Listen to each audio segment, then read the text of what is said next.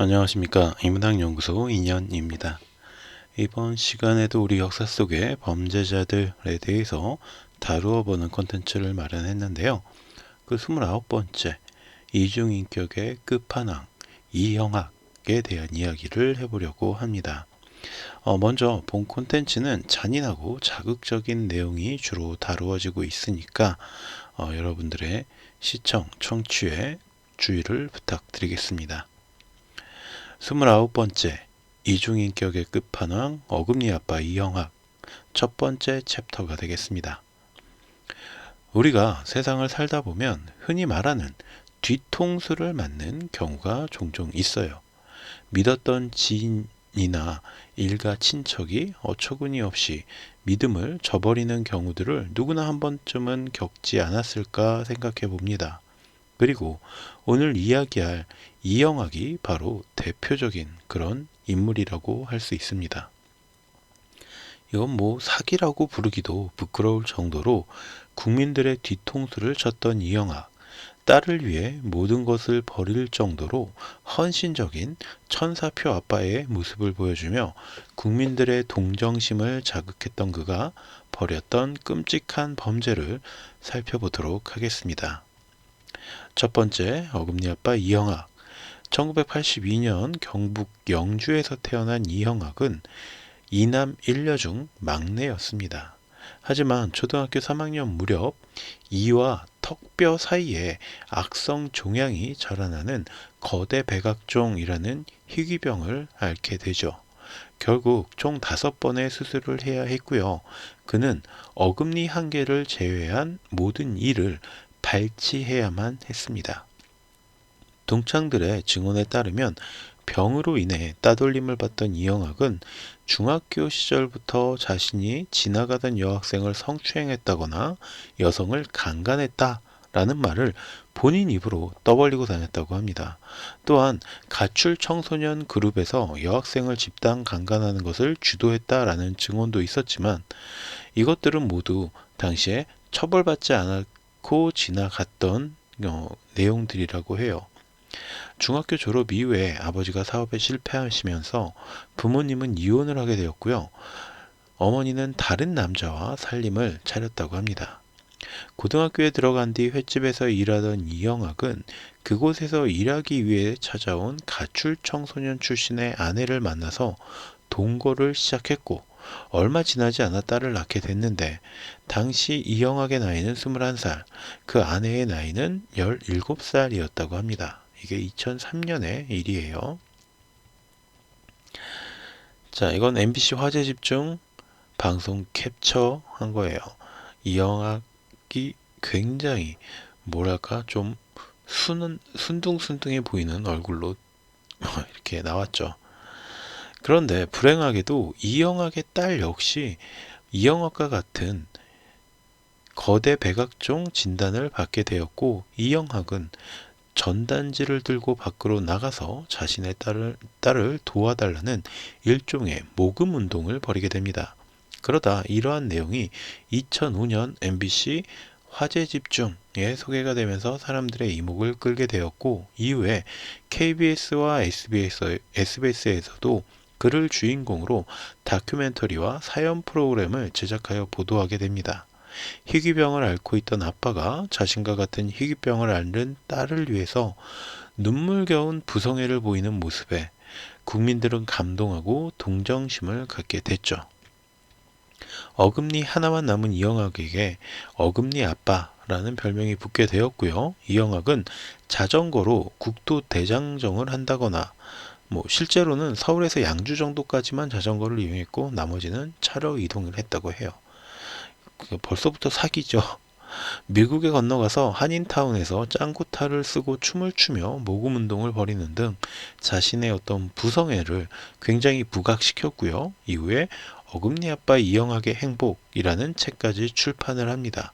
이게 바로 그 책이에요. 어금니 아빠 이형학의 행복. 지금은 절판됐습니다. 그런데 이런 이형학들의 모습은 모두가 가면이었습니다. 두 번째, 딸 친구 살해 사건. 자신의 아내가 투신한 지 한 달도 되지 않아서 이영학은 자신의 딸에게 엄마를 대신해 나를 채워줄 여자가 필요하다. 친구들 중에서 집안이 좋지 않거나 부모님들과 사이가 좋지 않은 친구가 있으면 데려와라 라고 하면서 딸 친구들의 사진 속에서 피해자를 특정해요. 그러니까 딸 친구 사진들을 보면서 얘 데려와. 이렇게 찍은 거죠. 이게 무슨 쓰레기 같은, 네. 피해자는 딸의 초등학교 친구로 중학생이 되어서 연락을 별로 주고받지 않았던 그런 사이였다고 해요. 그런데 약 2주간에 걸친 이영학의 요구에 따라서 딸은 친구를 집으로 초대를 합니다. 그리고 이 친구는 이영학의 집에 들어가던 2017년 9월 30일 이후에 실종이 됐고요. 10월 5일 이영학이 체포되면서 강원도 영월의 한 야산에서 나체 상태의 시신으로 발견됩니다. 이게 당시에 검거되던 이영학의 모습, 뉴스원에서 가져온 사진이고요. 사건의 전말은 이러했습니다. 성도착증 증세가 있던 이영학은 아내가 죽고 나서 자신의 성적 욕망을 해소하기 위해서 자신의 딸 친구 중에서 아내와 비슷해 보이던 피해자를 골랐습니다. 물론 이건 이영학이 밝힌 이야기일 뿐이에요. 그리고 딸에게 수면제가 든 음료를 주어서 피해자가 마시게 한 다음에 피해자가 잠들자 딸을 나가서 놀아 라고 내보내고 다음날 아침까지 피해자에게 온갖 가학적인 성적 학대를 했다고 합니다. 다만 이영학은 자신의 성기에 보형물을 넣는 시술을 여러 차례 받는 바람에 미친놈이죠. 성불구가 되기 때문에 직접적으로 삽입하지는 못했고요. 그 욕망을 다른 가학적인 행위들로 채우게 됩니다. 불과 14살밖에 안 된 자신의 딸의 친구에게 말이죠. 이후에 피해자가 깨어나 놀라 저항하자 이영학은 자신의 범죄 행위를 감추기 위해서 피해자를 살해하게 된 겁니다. 이때 이영학의 딸이 보인 행동도 굉장히 어처구니가 없는데요. 아빠의 설득과 협박에 자신의 친구를 집으로 불러들인 것도 어이없지만 이후에 밖에서 돌아온 딸은 아빠에게 친구가 죽었다 라는 소리를 듣고도 별다른 반응을 보이지 않았어요. 부녀는 태연하게 볶음밥을 먹으면서 사체 처리에 대한 이야기를 나누었고 함께 피해자의 몸을 닦아냅니다. 이영학의 딸은 게다가 이영학이 피해자를 트렁크에 담아 차에 실을 때에도 함께 했고요. 사체를 묻고 알리바이를 만들기 위해 이영학이 아내를 추모하기 위해 동해로 간다 라면서 유튜브를 찍을 당시에도 엄마의 영정사진을 자기가 들고 함께 했어요. 게다가 피해자의 엄마가 딸의 위치를 물을 때도 태연하게 2시쯤 헤어졌어요 라고 거짓말을 하기까지 했습니다. 이 딸도 정상은 아니죠. 이게 이영학 딸이 체포될 당시의 모습 동아일보에서 가져온 사진이고요. 딸은 분명 자신의 수술비를 마련해주고 수술을 해주고 앞으로 자신을 책임질 아빠의 권유, 협박, 설득 이런 것들을 거부하기 힘들었을 것이긴 합니다. 하지만 그렇다고 해서 유인, 사체 유기, 도주 등의 범죄에 적극 가담했다라는 사실을 부인하기는 힘들죠. 하지만 당시 14세에 불과했던 이영학의 딸은 미성년자였기 때문에 단기 4년, 장기 6년의 선고를 받는 것으로 끝나게 돼요. 이영학은 사체를 유기하기 위해 이동하면서도 태연하게 유튜브 방송을 켜고 본인이 죽으려고 준비했던 수면제를 놀러왔던 피해자, 그러니까 자신의 딸 친구가 먹고 죽었다라는 듯한 뉘앙스의 발언을 하기도 했고요. 본인도 자살하겠다라는 듯한 메시지를 남기기도 합니다. 뻔뻔하죠. 또한 사체를 유기한 뒤에 실제로 딸과 함께 동해에 갔으며 본인에 대한 경찰의 추적이 시작되자 어머니와 형, 지인의 도움을 받아 도망을 다니다가 결국 수면제를 복용하지만 경찰에게 체포되고 맙니다. 그리고 경찰의 추궁 끝에 피해자를 유기한 장소를 밝히게 됐죠. 이게 그때 당시에 이영학이 유튜브에서 자신이 죽은 아내를 위로한다라고 하면서 켰던 방송 내용 캡처한 거예요. 지금 이 모습 굉장히 뺀질뺀질거리는 모습이죠.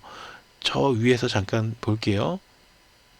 이때 이영화과는 굉장히 달라요. 이때 이영화가 뭔가 순박한 모습이 보였지만 아래에서는 어때요? 일단 굉장히 뺀질뺀질하고 뭔가 사기꾼 같은 모습. 그리고 저 셔츠 사이에 남방 사이로 문신 보이십니까? 문신이 온몸에 도배를 했더라고요. 나중에 보니까 쌍꺼풀 수술도 했고요. 이 과정에서도 이영학은 말도 안 되는 멍멍이 소리를 짓거리는데 사형이나 무기징역이 아닌 일반 징역형을 내려달라거나 지가 뭔데 자신한테 일반 징역형을 내려달라고 그런 아내가 보고 싶어서 이런 짓을 저지른 것 같다. 환각제에 취해 심신미약의 상태였다는 등 처벌 수위를 낮추기 위한 노력에 집중합니다. 게다가 자신의 딸에게 보낸 편지에도 재판장과 유가족들 앞에서 눈물을 흘려야 감형받을 수 있다면서 감형받기 위한 계획이 9가지 정도 있다. 2심에서 감형받고 나가면 나는 살인범이다 라는 책을 쓸 생각이다. 밖에 나가면 메이크업을 배우고 할머니를 통해 계명해서 살면 된다 라는 등 반성이 아니라 미래의 계획을 세우고 있었던 거예요. 정말 뭐 이건 인간 같지 않죠. 재판부는 1심에서는 검찰의 기소대로 사형을 선고했지만 2심과 대법원에서 무기징역으로 감형을 해줘요. 그래서 형을 살고 있습니다. 저는 정말 재판부가 왜 이러는지 모르겠어요.